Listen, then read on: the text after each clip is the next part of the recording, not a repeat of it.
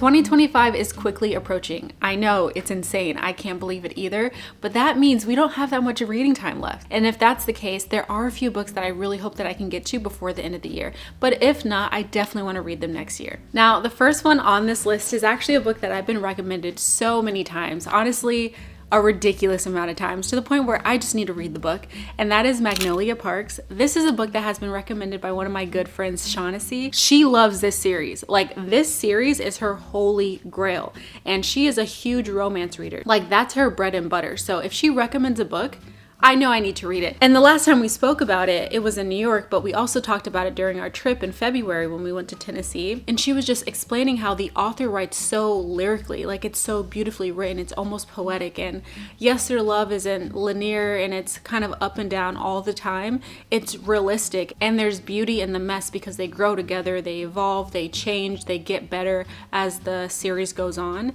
And it just sounds so interesting. I love a love story that's realistic, and I'm okay with like a toxic relationship if they continue to grow and evolve and like try to work toward each other, or even if they realize like that's not my person and they can go their own ways amicably, or they can grow from the situation. I just love books that help you heal in some way, or show you a new way to look at love, or explain that maybe whatever situation you're going through right now isn't necessarily unique. Like, you're not the only person going through a toxic relationship, and it's nice to see that displayed in a story, especially one that's supposed to be so well written. So she has gotten me the book. She got me this book, I think in March or April. She sent it to my house, and she's like, you need to read this. I don't want anything from you. You just need to read this book. And I just trust her judgment so much. And even though we don't usually like the same books, we like the same books when it matters. Like, her top 5 romance books are very close to my top 5. And I think that speaks volumes, because this is her number 1. So if this one even surpasses Love and Other Words for her, I have to give it a shot. So I'm really hoping that I can get to this book before the end of the year, especially around Christmas time, because I don't know about you, but something about Christmas time and just the joy of being with your family and your loved ones makes me want to think about love and be around love and have that around me. So I'm hoping maybe I can read this in December, because we already picked our November TBR. So I'm not sure how I'll be able to fit that in, but this is something I really, really want to read. Oh my gosh, maybe we can read it in book club. I'm going to pitch that idea. Let's see what they say. I would love to do that, because then I'll definitely get it done, and then we can have discussions about it, and I can let her know how I'm feeling. I think that would be so cool. So let's see if they want to read that in book club. If not, I definitely want to read it before the end of the year. Ciao, I almost forgot to give a synopsis. Magnolia Parks is about Magnolia and BJ.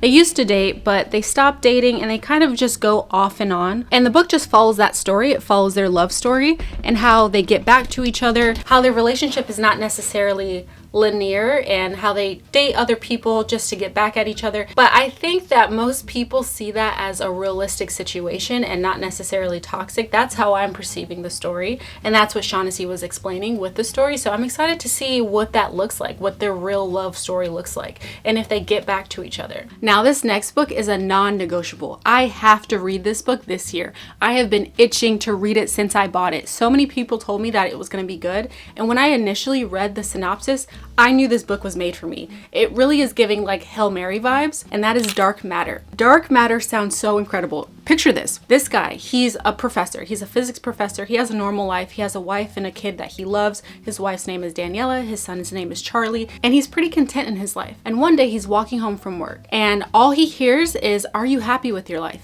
And all of a sudden he's knocked out, and he wakes up, he comes to, and he's strapped to a gurney. And all of a sudden his life is not his life. He no longer has a wife. His son was never born, and he's considered a genius in this world. He's no longer a physics professor. He has all of his wildest dreams come true in this new world.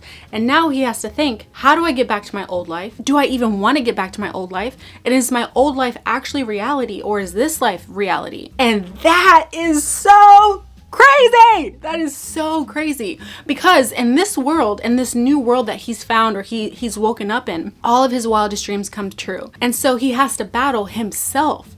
Do I want this world where my son doesn't exist, where I don't have my wife, but I have all my wildest dreams? Or do I want to get back to my old life where I wasn't necessarily great, I'm not grand, I'm not well known, but I have a wife, I have a child, and I like my job. Can you imagine battling the two? And I just want to see that thought process. And apparently it's written really well, where it explains like human experience, human emotion really well. And I just would love to see something like that. I would love to read a book like that. It really does give me like sci-fi thriller vibes, and it feels like Hail Mary, but a darker kind of Hail Mary. So I'm really excited. I really need to read this year. I know we already picked our November TBR, but honestly, I'm ready to put this at the top of the list because I have been dying to read it. Another non-negotiable for me is the second book to The House in the Cerulean Sea. This book came out this year, and if you guys remember, I read The House in the Cerulean Sea last year, and it was so incredible. I cried during it. I thought it was so beautiful. I was itching to read the second book, and it's already come out now.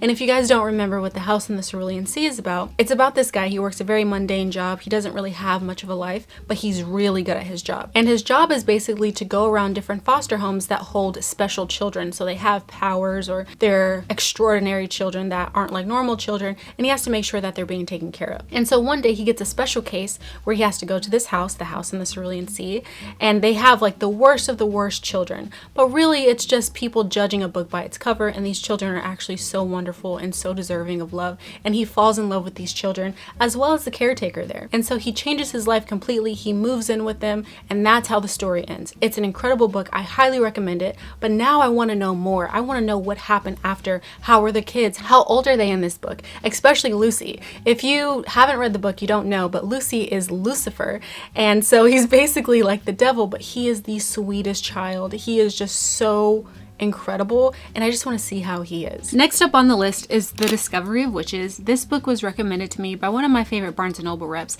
and when she told me about it, she was so passionate. I was like, you know what, I will read it this year, and I'm a woman of my word, so I'm really hoping that I can make time for this book, just because she made it sound so incredible. Now, this book is about a witch who discovers a manuscript that's supposed to be spellbound or something like that, and she unknowingly connects herself with a centuries-old vampire. And at first they don't get along, but then eventually it turns into something a little bit more romantic, and she compared it to like Twilight with a hint of historical realism, and that just sounds so cool. You guys already know I'm obsessed with Twilight, and it's going to be really cool to see a different take of vampires, but not a Stephen King-esque vampire story. It's more like romantic, just in a different way, so I'm excited to see what that looks like. Last but not least, I would love to read my first Murakami. I have a few of his books already. I'm pretty sure I have Norwegian Wood and I think one more, but I just haven't read them yet, and I've heard really great things. I know he's kind of a problematic author, just with his own views of women and things like that, but I heard his writing's really good, and I'm just interested to see his viewpoint in the world. As a Japanese author, I do like Japanese literature,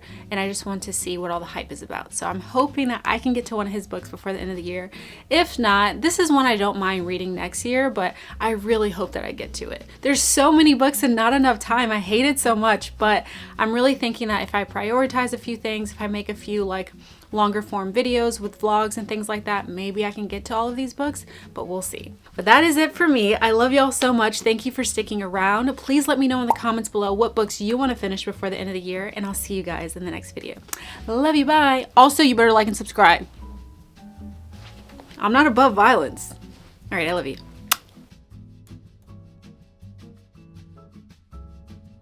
Okay, so you see how it's a little yellow? We don't like that. It's not very demure, not very cutesy. So we gotta fix it. Okay, now we're a little washed out. We're gonna pretend like these are the books we're talking about. No one's gonna know. How would they know? They're not gonna know. I need friends. Anyway. Oh, the camera's on. That's cool. Thank God it's only Jamal.